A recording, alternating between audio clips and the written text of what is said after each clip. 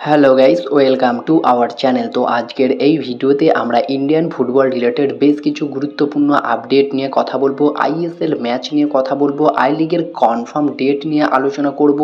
এছাড়াও কিছু দুর্দান্ত ট্রান্সফার আপডেট রয়েছে।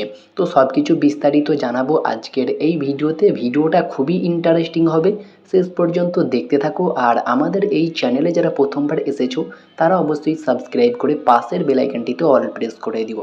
তো চলো শুরু করা যাক। প্রথমেই আমরা কথা বলে নেব কিছু দুর্দান্ত ট্রান্সফার আপডেট নিয়ে। ফার্স্ট যে ট্রান্সফার আপডেটটা বেরিয়ে আসছে সেটা কিন্তু একজন মোহামেডান এসসির প্রাক্তন প্লেয়ার, যিনি লাস্ট ইয়ার মোহামেডান এসসিতে খেলছিলেন, যার নাম হচ্ছে মির্জালুল কাসিমভ। আর কাসিমভকে নিয়ে নতুন করে বলার কিছু নেই। 30 বছর বয়সে একজন উজবেকিস্তানের সেন্ট্রাল মিডফিল্ডারের পাশাপাশি অ্যাটাকিং মিডফিল্ডার পজিশনে খেলতে পারে। বর্তমান মার্কেট ভ্যালু 2 কোটি টাকা। আর মোহামেডান এসসি ছেড়ে তিনি কিন্তু উইদাউট ক্লাবেই ছিলেন। আর বর্তমানে যে খবরটা বেরিয়ে আসছে, তিনি আবারও ইন্ডিয়াতে ব্যাক করতে চলেছে। আই লিগের ক্লাব গোকুলাম কেরালা এফসি তাকে সই করাতে চলেছে এবং খুবই স্ট্রং একটা আপডেট, ডিলটা ডান হয়ে যেতে পারে। এর পাশাপাশি যে ট্রান্সফার আপডেটটা বেরিয়ে আসছে সেটা কিন্তু কেরালা ব্লাস্টার্স এফসিকে নিয়ে। অলরেডি কেরালা ব্লাস্টার্স এফসি দুজন বিদেশিকে কনফার্ম করেছে, পাশাপাশি আরও একজন বিদেশি ডিফেন্ডারকে সই করিয়ে ফেলেছে, যার নাম মাটিয়াস হার্নান্ডেজ, একজন স্প্যানিশ ডিফেন্সিভ মিডফিল্ডারের পাশাপাশি সেন্টার ব্যাক পজিশনেও খেলতে পারে, লাইক দুসান লাগাতরের প্রপার একটা রিপ্লেসমেন্ট। তো ডিলটা ডান হয়ে গিয়েছে। কেরালা ব্লাস্টার্স এফসি অফিসিয়ালি অ্যানাউন্সমেন্টও করে দিয়েছে। পাশাপাশি চেন্নাইন এফসিকে নিয়ে যদি কথা বলি, তো চেন্নাইন এফসি কিন্তু একজন আবারও ভারতীয় অ্যাসিস্ট্যান্ট কোচকে সই করিয়ে ফেলেছে, যার নাম অ্যান্টনি ফার্নান্ডেজ। আর অ্যান্টনি ফার্নান্ডেজ, যিনি একজন 51 বছর বয়সী ভারতীয় কোচ, যিনি এর আগে মুম্বাই সিটি এফসির মতো টিমে কোচিং করিয়েছেন। লাস্ট তিনি ওড়িশা এফসিতে অ্যাজ এ অ্যাসিস্ট্যান্ট ম্যানেজার হিসাবে কাজ করছিলেন এবং সেখান থেকেই চেন্নাইন এফসিতে যোগ দিতে চলেছেন। ডিলটা ডান হয়ে যেতে পারে। পাশাপাশি ওড়িশা এফসি থেকেই একজন দুর্দান্ত বিদেশিকেও সই করাতে চলেছে চেন্নাইন এফসি, যার নাম হচ্ছে কার্লোস ডেলগাডো। আর কার্লোস ডেলগাডো দীর্ঘদিন ধরেই আইএসএল খেলছে, খুবই এক্সপিরিয়েন্স একজন প্লেয়ার। তো সেই কার্লোস ডেলগাডোকে নিয়ে যদি আমরা কথা বলি, তিনি একজন 35 বছর বয়সী স্প্যানিশ সেন্টার ব্যাক। বর্তমান মার্কেট ভ্যালু 40 লাখ টাকা। আর তার সঙ্গে অ্যাডভান্স স্টেজে কথাবার্তা চালাচ্ছে চেন্নাইন এফসি। পাশাপাশি চেন্নাইন এফসি একটা ডিল ডান করে ফেলেছে দুর্দান্ত একজন বিদেশি, যার নাম হচ্ছে আলবার্তো নোগিয়েরা। আর আলবার্তো নোগিয়েরাকে নিয়ে যদি আমরা কথা বলি, তিনি একজন 36 বছর বয়সী স্প্যানিশ অ্যাটাকিং মিডফিল্ডার। বর্তমান মার্কেট ভ্যালু 40 লাখ টাকা।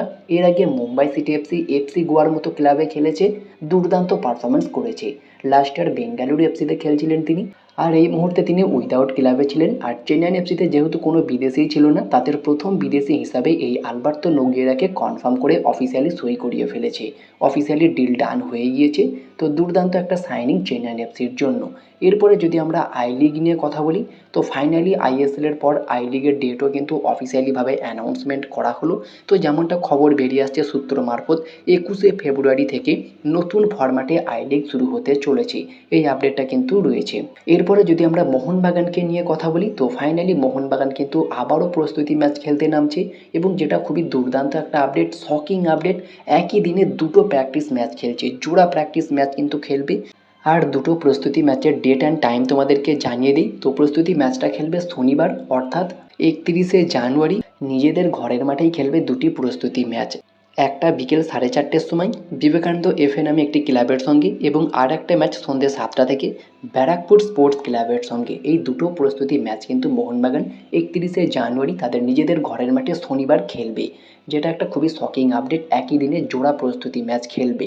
এরপরে যদি আমরা কথা বলি আইএসএল নিয়ে, তো মোহনবাগান অবশ্যই প্রথম ম্যাচেই খেলতে নামছে।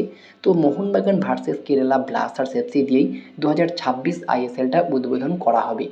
তো সেই ম্যাচের আগে দুটো টিমকে নিয়ে যদি আমরা কথা বলি, দুটো টিম অনুযায়ী কিন্তু মোহনবাগান অনেকটাই শক্তিশালী। তবে যদিও কেরালা দলটা কিছুটা কম শক্তিশালী ছিল, তবে প্রথম ম্যাচের আগেই তারা কিন্তু চমক দিচ্ছে। অলরেডি 3টে বিদেশি ডিল ডান হয়ে গিয়েছে, 3জন বিদেশিকে তারা সই করিয়ে ফেলেছে। তো কেরালা কিন্তু খুবই ভালো একটা কাজ করেছে, হাইফাই বিদেশিদেরকে ছেড়ে দিয়ে অল্প বাজেটের 3জন বিদেশিকে নিয়েছে। লাইক মোহনবাগানের একটা প্লেয়ারের মার্কেট ভ্যালু 6 কোটি টাকা, সেখানে কেরালা ব্লাস্টার্স এফসি একটা প্লেয়ারকে 6 কোটি টাকা না দিয়ে 3জন প্লেয়ারকে সই করিয়েছে ওই 6 কোটি টাকার মধ্যেই। মানে তাদের যে প্লেয়ারগুলো ছিল অনেক হাইফাই, যেমন লুনা, তার মার্কেট ভ্যালু 5 কোটি টাকা, নোয়া, তার মার্কেট ভ্যালু প্রায় 5 কোটি টাকা। অর্থাৎ দুটো প্লেয়ারের পিছনে 10 কোটি টাকা দিচ্ছিল, সেখানে 3টে প্লেয়ারকে তারা 5 কোটি টাকা দিচ্ছে।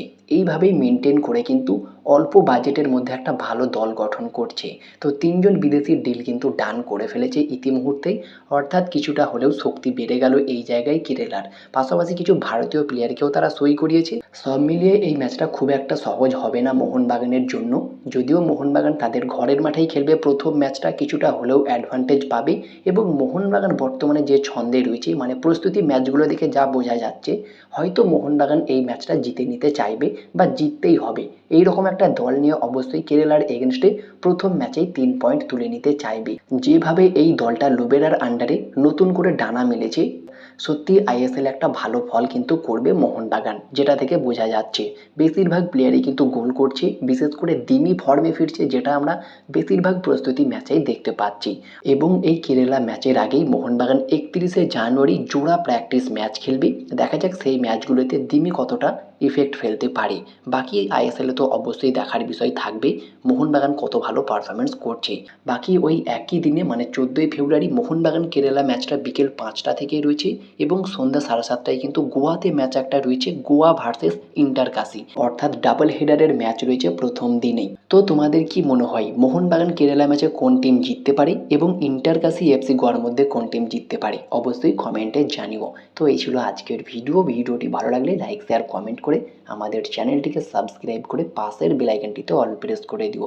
তো দেখা হচ্ছে নেক্সট কোনো ভিডিওতে। Bye bye, have a good day.